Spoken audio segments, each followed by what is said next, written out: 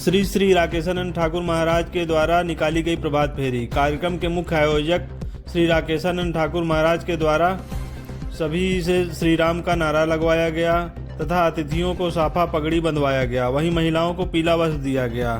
साथ ही मीडिया कर्मियों को साफा पहनाकर सम्मानित किया गया। शोभा यात्रा का काफिला मोहब्बतगंज से लेकर टीसीआई से होकर अखाड़ा कोडिहार के लिए रवाना हुआ, जहां आरती पूजन हवन किया गया। गुड मॉर्निंग भारत संवाददाता अभिनव मिश्रा की रिपोर्ट।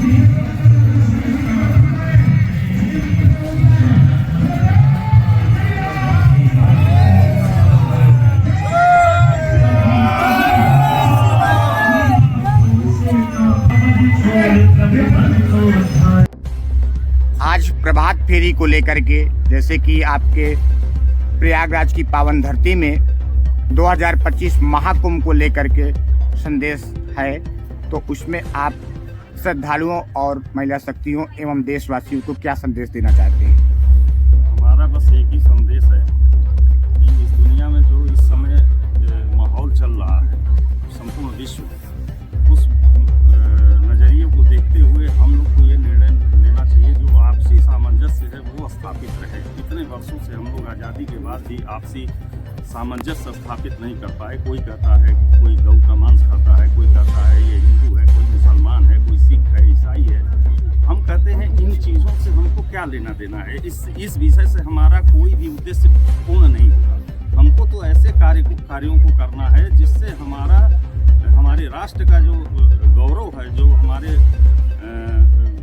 संपूर्ण विश्व में जो हम जगत गुरु के रूप में इस भारत को लोग देखते थे, ऐसा सामंजस्य स्थापित करके हमको इस विश्व में एक ऐसा मैसेज देना चाहिए जिसमें कट्टरता न हो।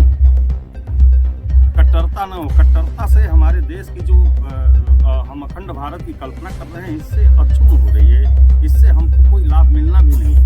तो हम सामंजस्य स्थापित करेंगे। इसी क्रम में हम यहाँ पर अभी हम हिंदू, मुस्लिम, सिख, ईसाई सबको हम अपना समझते हैं, इसलिए यहाँ एक मदरसा है, उसमें सारे बच्चों के लिए कंबल वितरण का भी कार्यक्रम करेंगे। हमको जो संदेश देना है वो ये देना है, हम जाति से ऊपर उठ के काम करना चाहते हैं, धर्म से ऊपर उठ के काम करना चाहते हैं। हमको एक ऐसी लकीर खींचनी है और लगभग 37 सालों से इसी लकीर में हम खींच के चल रहे हैं कि आपसी प्रेम रहे। प्रेम रहेगा तो सब कुछ रहेगा, सब कुछ संभव है। भारत विश्व गुरु भी बन सकता है। हमारे यहाँ के जितने साधु संत हैं, वो जितने हमारे और भी लोगों के पादरी और मौलवी मौलाना हैं, उसमें सामंजस्य स्थापित करने का कोई रास्ता खोजा जाए। जैसे है 6वीं ईस्वी में ईसा पूर्व में बौद्ध, जैन और जो भगवत धर्म था, ये बौद्ध धर्म की स्थापना और बौद्ध धर्म को भगवत धर्म से अलग होने का सिर्फ एक ही कारण था। वो एक कारण था कि उन्होंने बौद्ध और जैन धर्म के लोगों ने एक बीच का रास्ता मार्ग अपनाया और उसी रास्ते पर आज देख लीजिए कि उस रास्ते में कोई क्लिष्ट धर्म नहीं है, कोई ना आप ऐसा नहीं है। ये कट्टरता जो है, ये मुसलमानों में भी बहुत ज़्यादा कट्टरता है, हिंदुओं में भी बहुत कट्टरता है, लेकिन कट्टरता से राष्ट्र नहीं चलता है, प्रेम से राष्ट्र चलेगा हमेशा।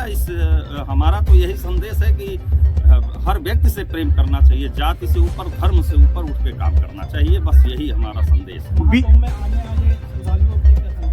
हम तो उनके लिए जो भी हमारे संभव प्रयास है हम अपनी तरफ से करेंगे। बाकी हम अपने अखाड़ा और अपने माननीय मुख्यमंत्री योगी जी इसके लिए बड़ी व्यवस्था अच्छा किए हुए हैं कि श्रद्धालु को कोई तकलीफ ना हो। संगम नगरी के लिए आपकी यात्रा विराजमान होगी? जी नहीं, इसलिए नहीं होगी। महाकुंभ में हमारे भक्तों की भीड़ और साधुओं की भीड़ इतनी है, इसी क्रम में हम हमेशा संगम क्षेत्र में ही जाते थे, लेकिन इस बार हमने अपने तीसरे आश्रम कोडिहार में इसका आयोजन किए ताकि हमारे साधु संतों और हमारे प्रयागवासियों को कोई तकलीफ न हो और वो गंगा के किनारे हमारे भगवान हनुमान जी के चरण की पूजा अर्चना हो सके। तो विश्व मानव कल्याण हेतु में आप उनको क्या, श्रद्धालुओं को, महिला शक्तियाँ जो आई हुई आपके यहाँ, जी। इतने श्रद्धालु आए हुए हैं जिनको आपने स्वागत अभिनंदन किया है, जी। तो ये फेरी कहाँ तक जाएगी आपकी? ये हमारी फेरी यहाँ से वृंदावन कॉलोनी से मोहब्बतगंज से निकलेगी, पद यात्रा TCI तक रहेगी। उसके बाद एकांकी कुंज जो हमारा दूसरा आश्रम है होते हुए तीसरे आश्रम कौड़ियार पहुँचेगी।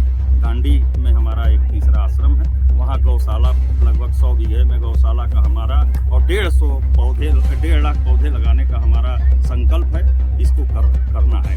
महाकुंभ 2025 में आपका क्या कार्यक्रम लगने वाला है? वहाँ क्या संदेश देना चाहते हैं आप श्रद्धालुओं और महिला शक्तियों को, देशवासियों को? हम केवल सेवा करेंगे। हम एक व्यक्ति की उसमें हम अपनी टीम के साथ, अपने 25-50 माताओं बहनों के साथ, भाइयों के साथ वहाँ पर केवल